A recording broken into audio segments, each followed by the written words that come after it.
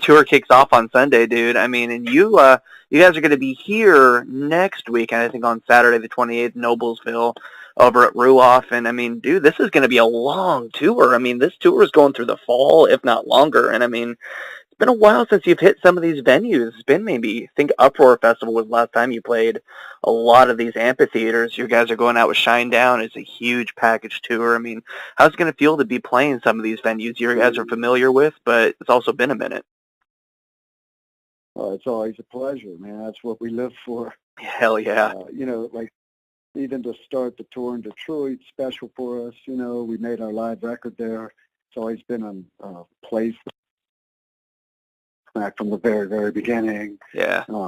So every tour, we make records 4 years apart. So our tours come, we make a record, write it, record it, takes about a year, and then we get on the road for like 2 years, Yeah. But then we'll take a good year off at the end of it all, and then have the next year to write and record, and then so forth and so on. So every time we take that year off and we get back together, by the time we tour, it's been, almost 2 years. Yeah. So it's just as exciting every time we get back on the bus, because enough time has passed and we all do our own thing and writing, and you're out of the whirlwind that is touring, that's Right. so fun.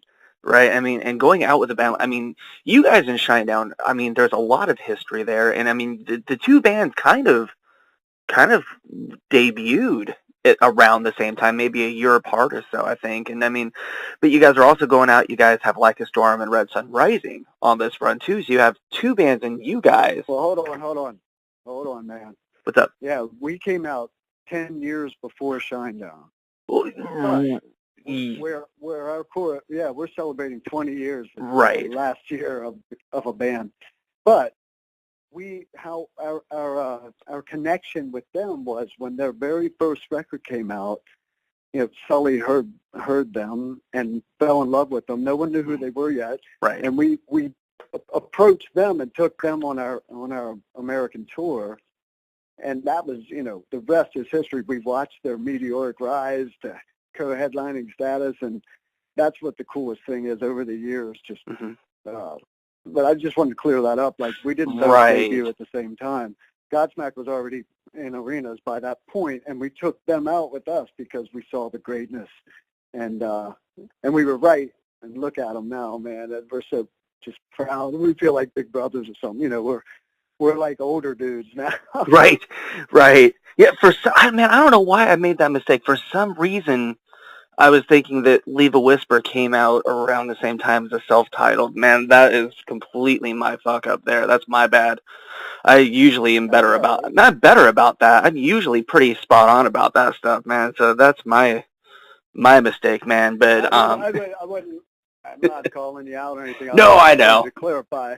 I know. I just feel like a dumbass now. But anyway. Well, don't.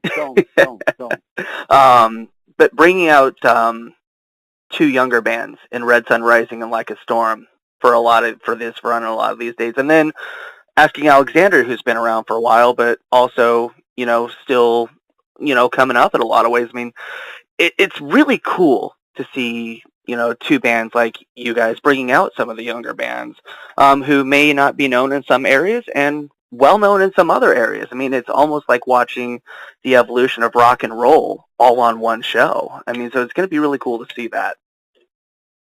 Yeah, and that Red Sun Rising is another band just like Shinedown that we took out on their first record. Yeah. About, I think, like 3 years ago or something, and then all these years later, boom, we get to take them out again, man. It's an exciting time. And now they've got some... Like a Storm, incidentally, Like a Storm, the band, are, three brothers from New Zealand. Yes. So the band's from New Zealand. However, their drummer, Zach Wood, is the son of Steve Wood, who was Godsmack's tour manager for 12 years. Oh, that's awesome. That is awesome. Dude, it's just like full circle, dude. That is freaking badass, man. I mean, this is going to be the best way to spend a summer. I mean, you guys are hitting most of the major markets, and I feel like a lot of the heavy hitters as far as rock bands have new music out and are touring this year. This summer almost just feels like an extended festival because everyone's hitting these markets around the same time. And you guys were playing almost pretty much every festival this year. You did Rock on the Range earlier this year, which is probably my favorite Godsmack show I've seen. I think I've seen you probably like 5 or 6 times. But dude, that Rock on the Range show, I mean, talk about intense. That felt, like the early 2000s, late 90s again. It just had a feeling to it. What was it like being on stage for that set? Because I was in the crowd for that, but I can't imagine being on stage for that. It was an incredible buzz, an incredible energy. The simple fact that we were, direct support to Tool, Yes. the mighty Tool, Yes. made a certain energy in the whole stadium happen. Yeah. Man, it was incredible. It did. I mean, when you guys, during whatever, like right at that last build-up, when that crowd just erupted and just like, oh my God. I mean, you guys are headlining Louder Than Life this fall, and I mean, I can't think of a better way to close out that day of Louder Than Life. I mean, you guys played it a few years ago, but you guys are coming back. And I mean, that festival itself, I mean, is there a different feeling when you're on tour, like the amphitheater tour, and then coming in and doing the festivals in between and stuff like that? Or does every show kind of feel the same for you? Well, they're all different. Every show's different. We're humans, and live, it's, Sure. crowd energies and all that. But, for the most part, we do like these later festivals, because by then, on those first 6 or 7 shows we did this year of the festivals, that was our first time of ever playing the new stuff live. Mm-hmm. And so now, it's starting to feel more comfortable, Mm-hmm. and as musicians, we know the songs better. We're playing them tighter and better. So all I can see is us just getting better as a band for musicians as every show until, like, I can't wait. We're all so excited because now we get to get on the bus. We'll be playing 5 nights a week. Yeah. Where when we're doing the festival circuit, we're playing once a week. So now we get to really hone in on our craft and become tight. Right. And the new music, man. I mean, this with it being, I think, album 7 overall. I think. I mean, it's obviously everyone knows. You guys have talked about it, to death. New sound, new style, with kind of the same style too. But I mean, when you guys switch things up like you did, it was as well received as it was. Was it a surprise when the new music, especially Bulletproof, immediately was as well received as it was? Was there kind of like an uncertainty going into it? Because I mean, there's that signature Godsmack sound there with a little bit of a different style. Yeah, there's always a little apprehension, and especially in a 20-year career. Mm-hmm. Well, however many records later, and again, I'll say our records come out 4 years apart. Yeah. And so, of course, we every record, Sully is our leader, and we trust him, we follow him, and he's the guy with the vision. He handpicked each one of us for this band. Yeah. And so, it's his vision, man. And so, his lyrics are all personal. There's no fantasy lyrics. It's all just he wears his heart on his sleeve and all that. So, each record cycle, after we toured our asses off, we like I told you earlier, we take a break for a year usually, and we do other projects. He does solo work. Tony and I have the Apocalypse Blues Review. Yes. And we are lucky to be able to do that, and we're blessed to have the success to be able to take a year apart. Having said that, I feel that, that's one of the things that have kept this band together for a solid, successful 20 years is having the luxury to take that year apart, play some different genres, different styles of music. It allows Sully, our visionary, to try and come up with something different for the next record. So, the trick is, we're musicians. We don't want to keep making the same record over and over and over again. Right. So each record, so we did the Phaseless record. Sully and David Bottrell produced that one. David Bottrell coming off Tool, so it was a very precise metal record. And then 4 years later, the Ford record came out. His vision had changed to wanting to try and change to in more bluesy rock sound. Mm-hmm. And so we got the great Andy Johns, rest in peace, who had worked with the Stones and the Who and Zeppelin, So bluesy or rock album on the 4, and then so forth, so on, all the way up to the new record, in which, he wanted, I think the essence of the riffage and the grooves that the new album has is Godsmack. Yes. However, the difference to me is in the production. It's a big production that's real slick, and there's stuff we've never done, like those low synthesizers underneath the bass lines and stuff like that gives the band a more modern sound, and it's slicker. The production's just bigger. And so, it's something that, again, was working with outside writers, with Eric Ron and Sure. Feldman over there in L.A., these producer-writer guys, Yeah. And so it changed, I think, the production values way more than it changed the actual tone of the band. I think so. And my favorite song on the record is Under Your Scars. It's the first really full-on ballad that I've heard from you guys. And I mean, how long had you guys wanted to do a ballad for a while, or was it something that came up on this record? And I've got everybody's been talking about, are we going to hear the song live at any point? All right, that was 3 in 1. Let me think. Well, firstly, yeah, I'll say about Under Your Scars, we all love the song. Yeah. It is indeed, it's the first ballad that Godsmack has ever done and recorded or thought of doing.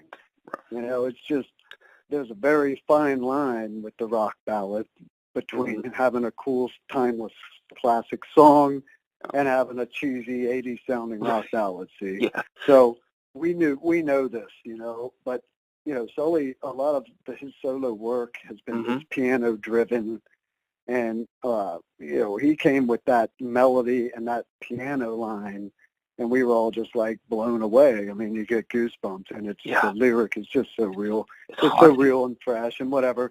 So we felt we when he played that for us in a rehearsal room, we were just like, wow, man, And so what happened was that was the song we spent the most time on arrangement, and we put every. It sounds like a real simple song, but we put so much work and time, and we got anal on that one about every drum hit, every note, and sure.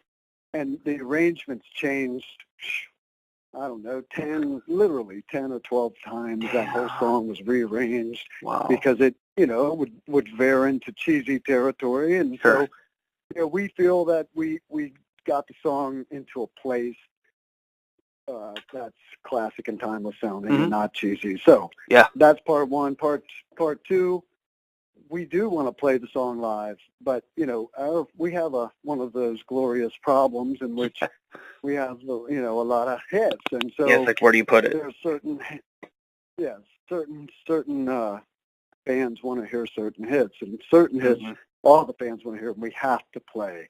Yeah. So we're leaving number one hits like Speak out of the set right now to try to play new material. Okay. With that said, we can't play Scars yet, so we'll just continue touring. And if Scars takes a life of its own and becomes like a single, or we start to get this huge buzz, all our fans really want to hear it. Of course, we'll play it, and we want to play it. Sure. And we have plans to play it, but it's one of those things that the universe has to dictate. And so far it's been accepted well throughout our fan base, unbelievably so. We've never done it before.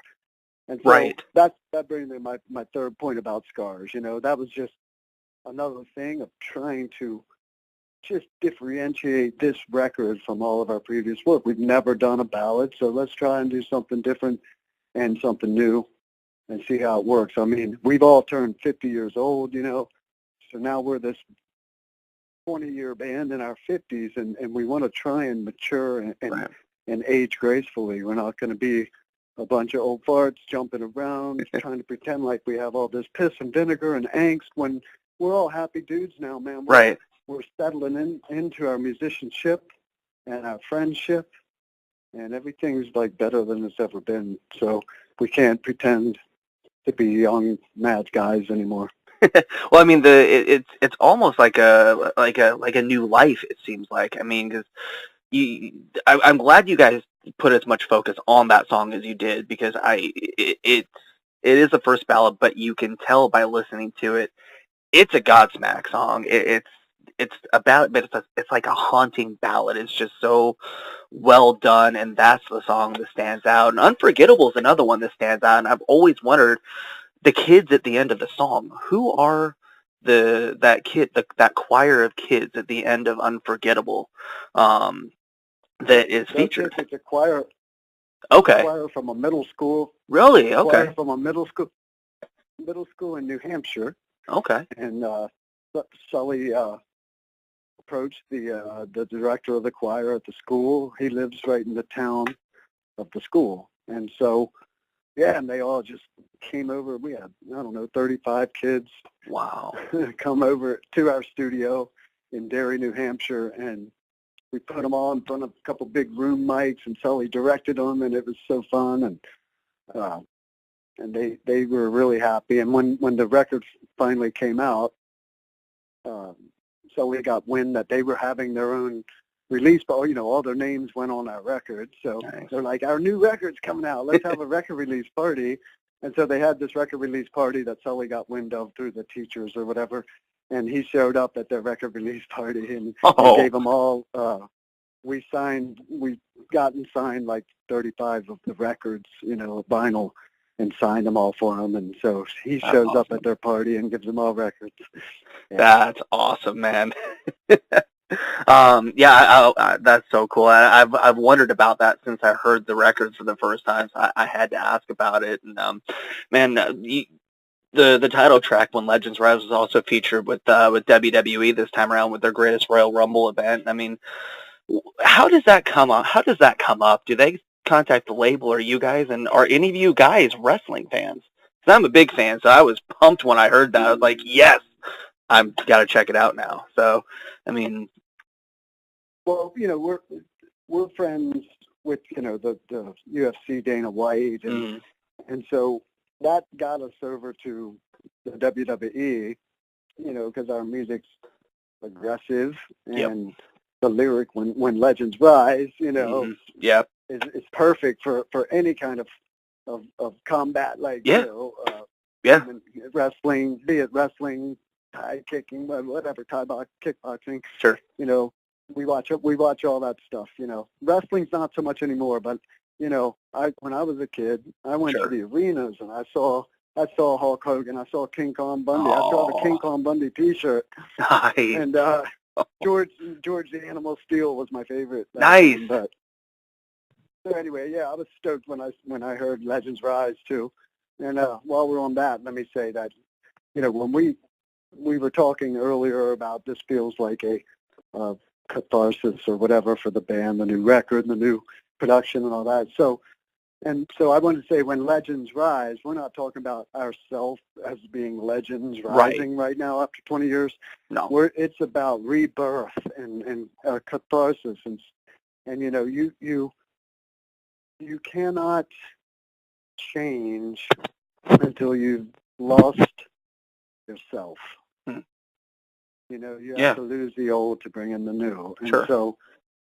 And so the theme of the whole record was rebirth. That's the phoenix rising from the ashes, and that's what Legends Rise means.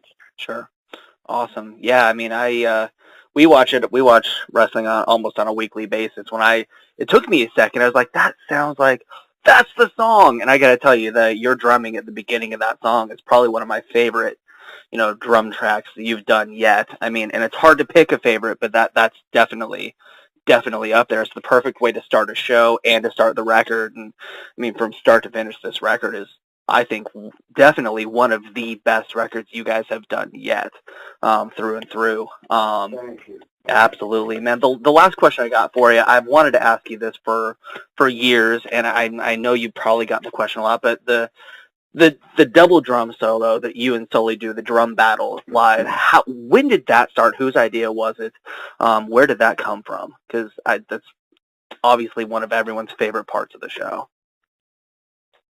Well, when I first joined the band, it was 2000, late 2002, I think, and I brought a drum kit, and it was a brand new shiny kit. I was with Premier Drums at the time, and so and I got it sent to Lawrence, Massachusetts, where the band's rehearsal place was at the time, and they set it up, but Sully already had his drum set up in there. And so I just set my drum set up right facing his, you know. Mm-hmm. And he's a drummer. He played drums. He started younger than I did. You know what I mean? Yeah. So that was the drum solo was born from just having two drum sets and two drummers facing each other in a room. We just started jamming like drummers do. And next thing you know, he's like, fuck. And the thing is Godsmack, before, when Tommy Stewart was the drummer on the first two albums, you know, Sully would come out and Tommy would just throw a beat, and Sully would have just a little percussion round that had like a djembe, two bongos, and a conga, and so they would do a jam, kind of an extended jam like that. And so once Sully and I were sitting in front of each other on drum kits, then the idea was born. Oh my God, we should do this, and we even, like, you know, searched it. And the only other drummers that really did a true double drum solo like that, at the time at least, were Phil Collins and Chester Thompson. And so we're like, okay, we're in a whole different genre and crowd base than them. So, you know, we won't look like we're copying them, which we certainly weren't. Right. And so, like I said, it was born totally just so naturally in this room. Nice. Oh, that's awesome, man. Are you there? Yep. Oh, okay, cool. Yeah, man, dude, that is freaking awesome. And yeah, man, Shannon, I want to thank you so much for taking time to do this. It's been awesome. I've been looking forward to this, and my wife and I will be at the Noblesville, the Indianapolis date next weekend. This is the record that's got her hooked on Godsmack. She liked the band already, but this is the one.